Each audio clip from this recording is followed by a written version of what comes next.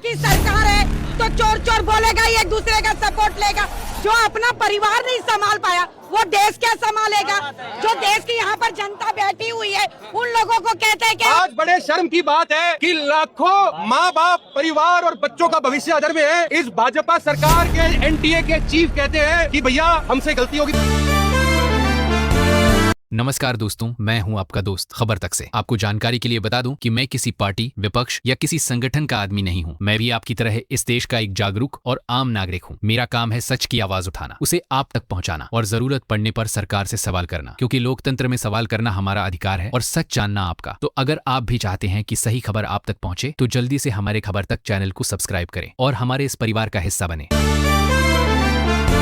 तो दोस्तों, पहली बड़ी खबर आ रही है जंतर मंतर से। प्रदर्शन के दौरान सामने आए एक वीडियो में एक व्यक्ति को कई पुलिसकर्मी लाठियों से पीटते हुए दिखाई दे रहे हैं। इसी घटना को लेकर कांग्रेस अध्यक्ष मल्लिकार्जुन खड़गे ने राज्यसभा में जंतर मंतर पर छात्रों के प्रदर्शन और कथित लाठीचार्ज का मुद्दा उठाया। खड़गे ने कहा कि नीट पेपर लीक के खिलाफ हजारों छात्र प्रदर्शन कर रहे हैं और सरकार उनकी आवाज दबाने के लिए बल का इस्तेमाल कर रही है। लेकिन खड़गे के इतना कहते ही राज्यसभा के सभापति CP राधाकृष्णन ने उन्हें रोक दिया और सदन की कार्यवाही स्थगित कर दी। चलिए देखते हैं पूरा वीडियो।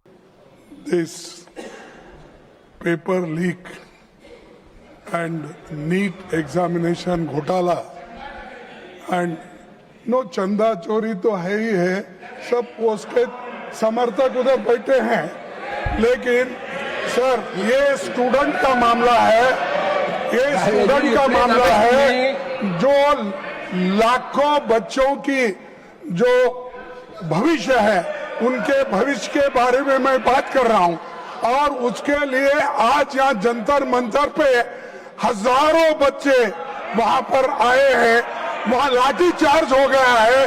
गवर्नमेंट मारने की कोशिश कर रही है, गवर्नमेंट दबाने की कोशिश कर रही है, गवर्नमेंट पकड़ने की कोशिश कर रही है और तो दोस्तों, क्या छात्रों से जुड़े इतने गंभीर मुद्दे पर सदन में सवाल उठाए जाने के दौरान कार्यवाही इस तरह स्थगित करना सही था? आपकी क्या राय है? कमेंट में जरूर बताइए। और अब खबर झारखंड की राजधानी रांची से आ रही है, जहां पेपर लीक के विरोध में बड़ी संख्या में छात्रों ने हाथों में मशाल लेकर जुलूस निकाला। छात्रों ने परीक्षा व्यवस्था में सुधार और पेपर लीक के खिलाफ कार्रवाई की मांग करते हुए सरकार के खिलाफ नारे लगाए। प्रदर्शन के दौरान प्रधानमंत्री नरेंद्र मोदी के इस्तीफे की मांग वाले नारे भी सुनाई दिए। आखिर छात्रों का गुस्सा इतना बढ़ क्यों गया है और उन्होंने सरकार से क्या क्या सवाल पूछे? चलिए देखते हैं इस मशाल जुलूस का पूरा वीडियो।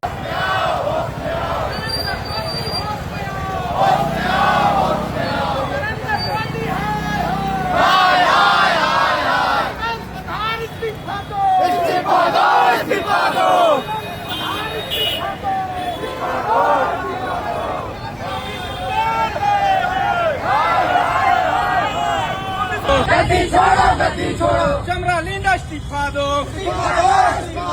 चमरा लिंडा इस्तीफा दो, कल्याण मंत्री हाय हाय, कल्याण मंत्री हाय हाय, करो बंद करो, छात्रों को ठगना बंद करो।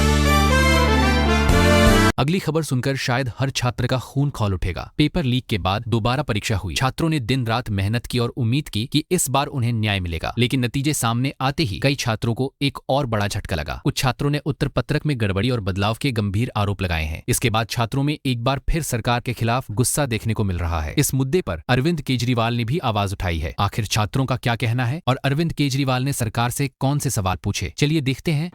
दोस्तों, पहले तो इन्होंने नीट का पेपर लीक कर दिया, उसके बाद जो दोबारा नीट का पेपर हुआ उसके अब नतीजे आए हैं।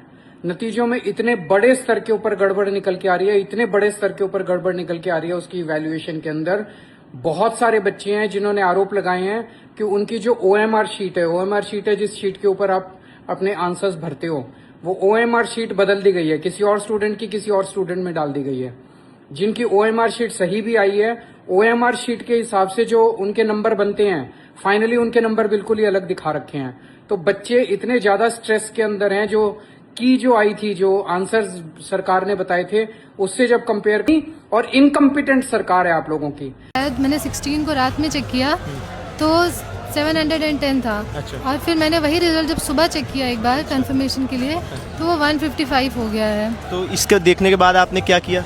इसको देखने के बाद हम यहाँ सीधे दिल्ली आए, एनटीए गए, वहाँ पे हमने अपना। तो दोस्तों, जो छात्र अपनी पूरी जिंदगी की मेहनत लगाकर दिन रात पढ़ाई करते हैं, अगर परीक्षा व्यवस्था में बार बार ऐसी गंभीर गड़बड़ियां सामने आए तो आखिर इसकी जिम्मेदारी किसकी है? क्या अब देश में व्यवस्था बदलने की जरूरत है या फिर सरकार को ही इन सवालों का जवाब देना चाहिए? आपकी क्या राय है, कमेंट में जरूर बताइए। इसके बाद एक और खबर सामने आ रही है, जहां समाजवादी पार्टी के नेता अखिलेश यादव का भी एक बड़ा बयान सामने आया है। अखिलेश यादव ने प्रधानमंत्री नरेंद्र मोदी पर निशाना साधते हुए सरकार को करारा जवाब दिया है। आखिर अखिलेश यादव ने प्रधानमंत्री नरेंद्र मोदी को लेकर क्या कहा, चलिए देखते हैं। इतिहास अगर हम पलटे हैं तो विदेशी लुटेरों ने मंदिर लूटे थे, विश्वविद्यालय तोड़े थे, आंदोलनकारियों को प्रताड़ित किया था। आज वही भाजपा कर रही है। भाजपा सरकार नहीं, अहंकार की तरह काम कर रही है। अहंकार उनके अंदर। कम से कम बच्चों की बात तो सुननी चाहिए थी। नीट में इतना बड़ा घोटाला हुआ, घपला हुआ, आज भी लोग सवाल खड़े कर रहे हैं। तो कैसी सरकार है? क्या यही अमृतकाल है?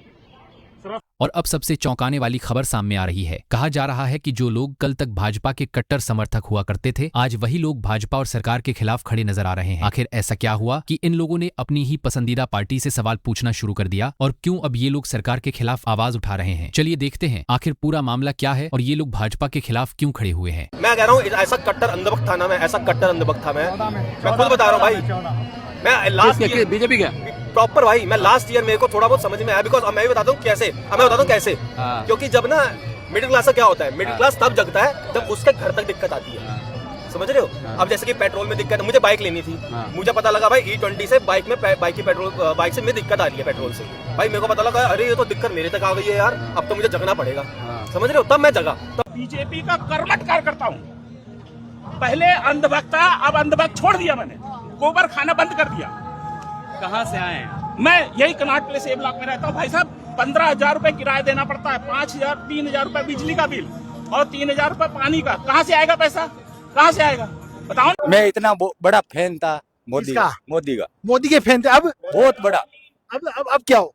उनके लिए मैं माला फेरता, कसम से, मजाक नहीं करता हूँ। अभी मेरा इतना दिल फट गया यहाँ से। वो पूरा झूठा आदमी है। कौन? मोदी।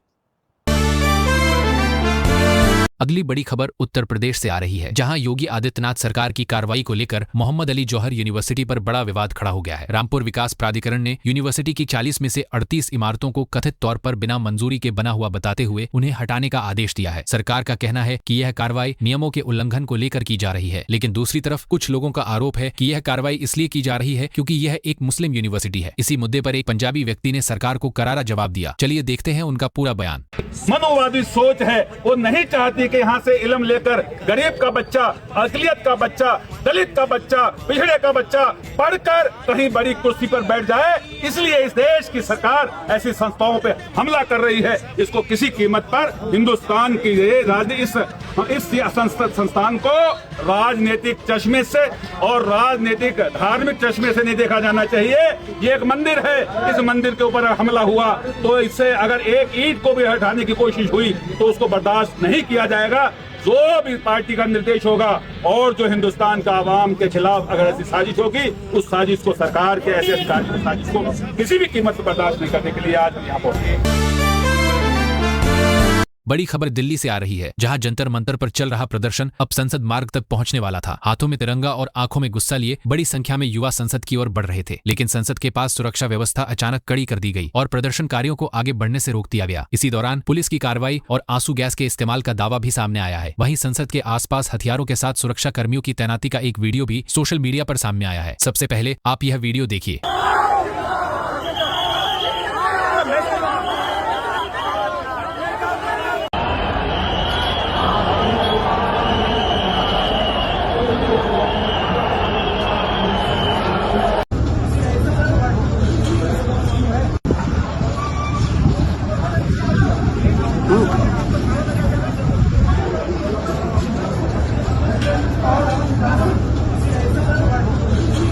तो दोस्तों, आपने वीडियो में देखा कि संसद के आसपास हथियारों के साथ सुरक्षाकर्मी अपनी अपनी स्थिति में तैनात दिखाई दे रहे हैं। क्या यह सरकार की तानाशाही है या नहीं? कमेंट में जरूर बताएं।